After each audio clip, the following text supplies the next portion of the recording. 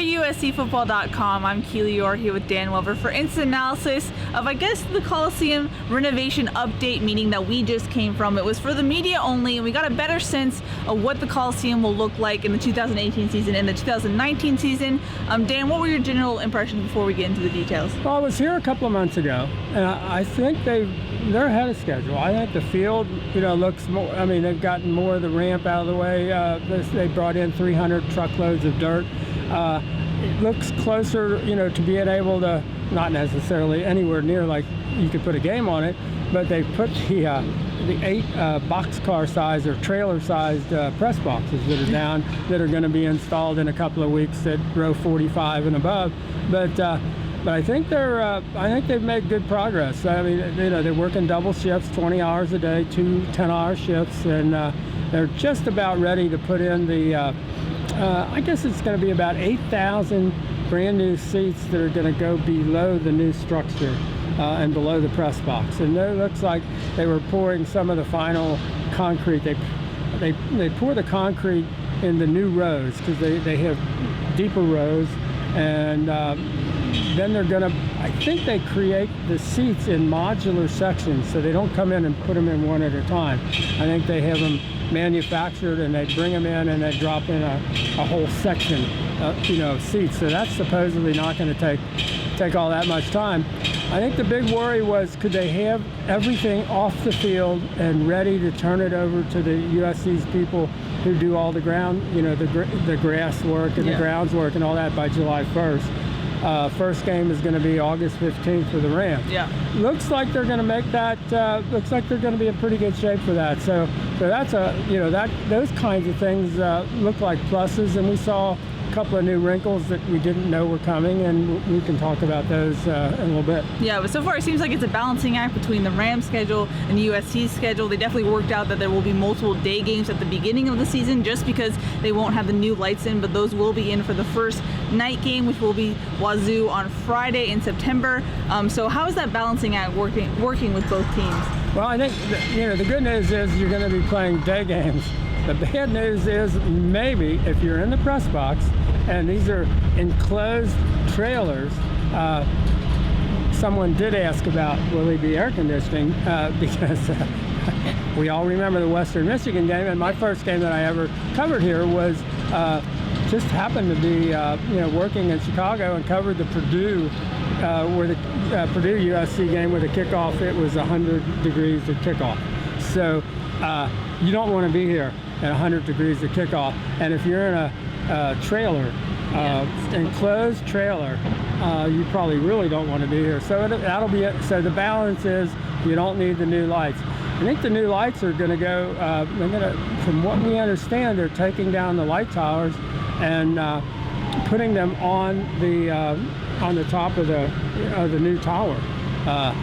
When that exactly happens, I don't know, but there'll be more of the modern where the lights are not in just 2 big banks behind the press box, but there'll be the entire length of the press box, which gives you more even lighting, obviously, and it'll be much more modern.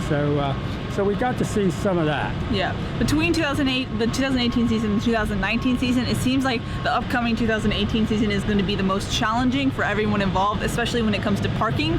Parking is still a question mark. They took out the soccer field parking that was available. There's going to be an underground parking structure in 2019 that I believe is going to have 15,000 parking spaces. 1,500. So yeah, that's too many. But that will help out with parking. But 2018 is going to be rough as far as parking goes. Yeah, if you drive down Bill Robertson Drive behind the Coliseum, and you realize there's 3 blocks of just a gigantic hole in the ground, which is the parking garage for the Lucas Museum. So for us, there's on the corner of Martin Luther King and Bill Robertson, there's the relocated soccer field. They used to be able to park on that, but covering can't use that anyway, so that's gone. And then the Lucas Museum is going to has already taken out lots 2, 3, and 4, which is where we used to park. So that's 1,200 spaces gone. You're still not 100% sure where those where those are going to go and where those people are going to go. I think they've relocated more people to garages down the, I think the one garage behind Chick-fil-A and a couple of garages on campus with some of the Trojan Athletic Fund donors who've gotten their parking already. They're still working on other parking, and then the Friday night game I think is going to be the first game, September 1st, UNLV, going to be a real challenge just because it's the first game. Yeah, interesting thing, there will be some new fun things as far as 2019 goes. They are working on strong Wi-Fi throughout the whole stadium, so that will be something new, as well as like a little patio standing area on both sides of the side we're standing on right now. One is going to be a standing student section zone, and then the other is a donor zone. So those are kind of new tidbits that we learned about today. Yeah, I mean, and they're not taking out any seating for those, and they've got like platforms, so there's like 3 deck levels pretty much. It's where the jerseys were. The first 2 jerseys on either side. The jerseys will be gone for 2018. They haven't decided what they're going to do in order, to have a Heisman salute for 2019. But I do like the decks because, those were seats that nobody was sitting in. But you still have a view of the whole the whole field actually, and I think there are a lot of people that like to stand for much of the game, so I think that'll go over pretty well with both the students, and they're going to use it somewhat for Trojan Athletic Fund people as well on this side. But I think that's a good idea. It's kind of an experiment. They're not sure that's going to stay for 2019, but they're looking at. I like the idea that they're looking at some new things and seeing if they work. One of the things behind us, you can probably see the Audi suites. Those will be gone for 2019. Will not be gone for 2018. They'll still be there. It sounds like as far as 2019 goes, they have all the Trojan Athletic Fund members set and ready, and now they're going to go towards the general season ticket holders who aren't Trojan Athletic Fund members. Right, the numbers are like 6,000 plus Trojan Athletic Fund members who I think they've made something like 16,000 phone calls and basically had all sorts of engagement. They feel like they've done a pretty good job with getting 82% of those people to commit. In terms of commitment, there's still one more Founders Suite. If anybody's interested there, it's $7.5 million. It's one of the less expensive ones. There are 15 at $10 million, I think, are gone. But of the 6 at $7 million or $7.5 million, you could still get one. I think they said there were about 100 of the 1,100 club seats still available.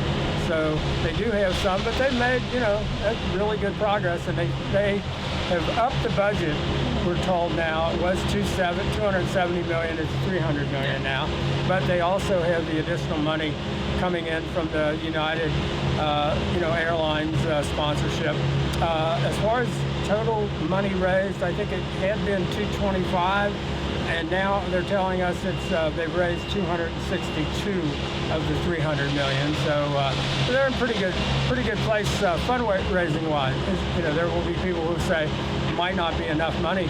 You're looking across the street at the soccer stadium where they committed $300 million as well. So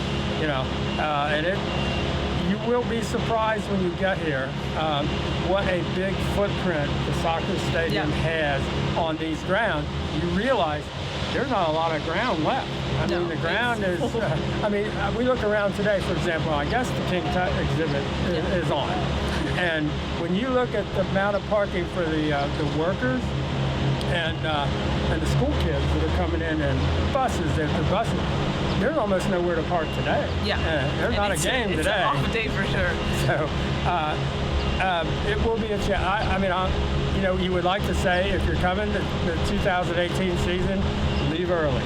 Maybe right now. Leave right now. For that September 1st game, you might want to. I would plan to, take some extra time this year to get here.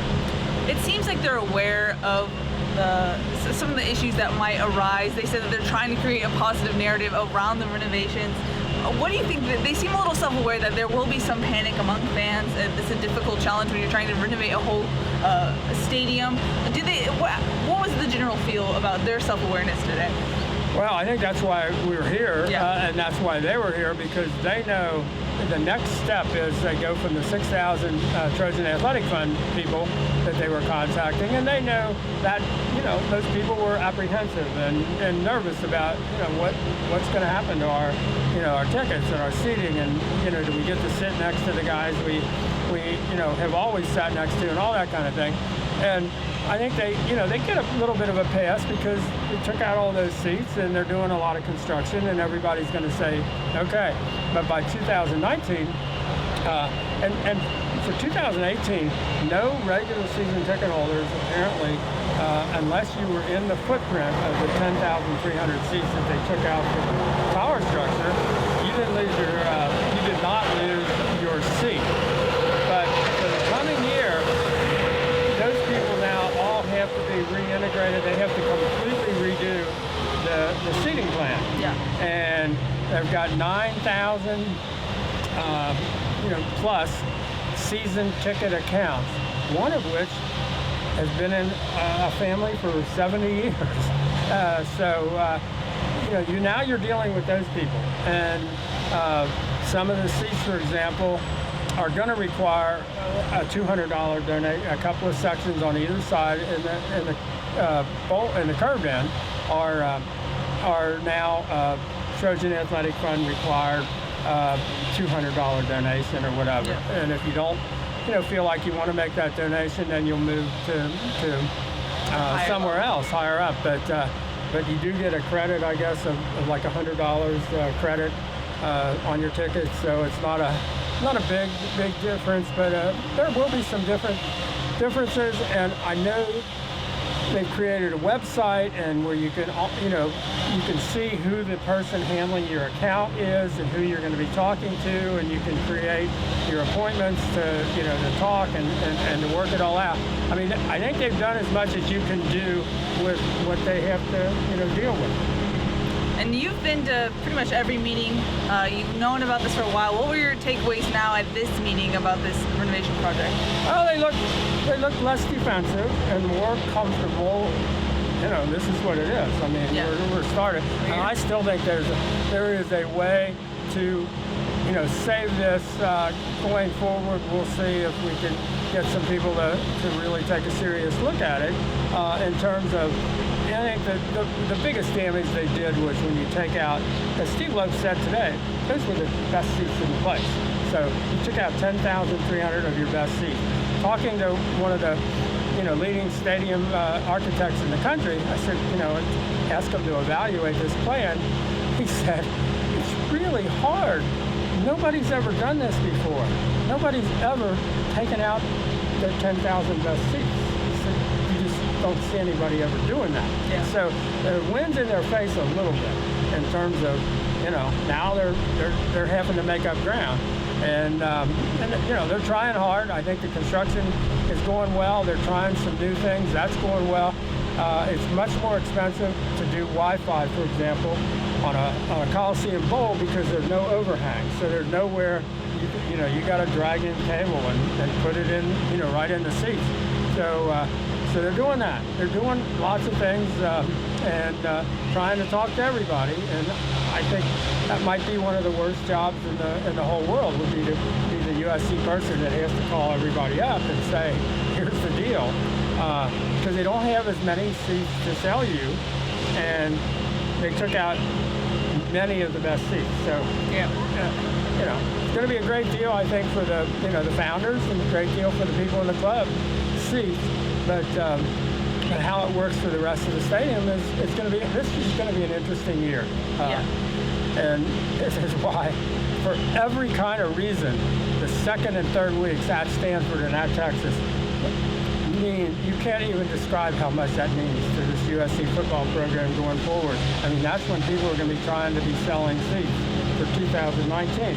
And that will be right in the middle of the time that they're engaging all the season ticket holders for the next year. So that's really there's going to be a lot riding in those two games. In that regard, do you think, depending on how 2018 goes, not just football football-wise, but stadium-wise and fans' experience, could it go potentially wrong? Like, do you think there will be backlash, or is it already so big and going forward that it is what it is? I think both. It is what it is, and there could be backlash. You know, I mean, basically, if you go into something and you say, okay, these are the 10,300 best seats, we're going to take them out, and we're going to give them over to a building that will hold 2,200 people. Right away, you're down 8,100. Now, as they point out, one of the reasons it's made it easier for them to relocate people is they basically took out all of the comp seats, all the seats that the coaches get, and faculty, all those kinds of seats that were also in that among those 10,300. Those didn't get any consideration as far as where they moved everybody for this year. So I think they handled that pretty well. It doesn't sound like they've had tremendous negative feedback on everybody saying, hey, we know it's under construction. You may not love the plan, but they got to do something. But I think the next step is, how do you handle 2019 and where do you put those people? Yeah. I don't think we got a good answer there necessarily. Yeah. Because they're going to redo everything and start over. So I don't think we can predict where that goes. Because essentially now, if you're not donating $200 to the Trojan Athletic Fund, you're pretty much high up.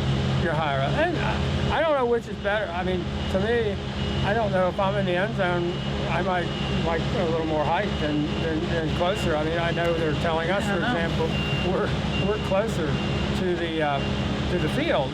Press box wise. The press box, but you get a whole different angle.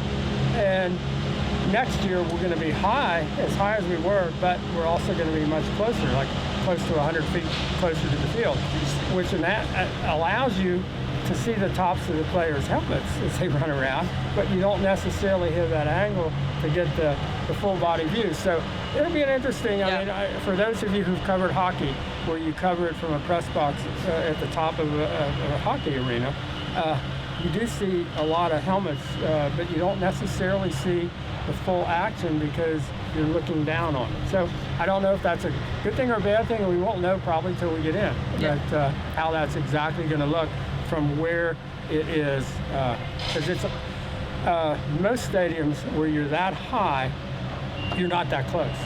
So it's going to be a different angle. It'll be a place there aren't many places like it for us. Yeah. They will be giving us another meeting, update meeting in August. They also said that they're going to have town halls late summer, so look out for those. I think we're going to get more information about that. So we will have more information for you coming, but that is the update for, I guess, June, beginning of June into May. For Dan Weber, I'm Keely Eure. For more, check out uscfootball.com.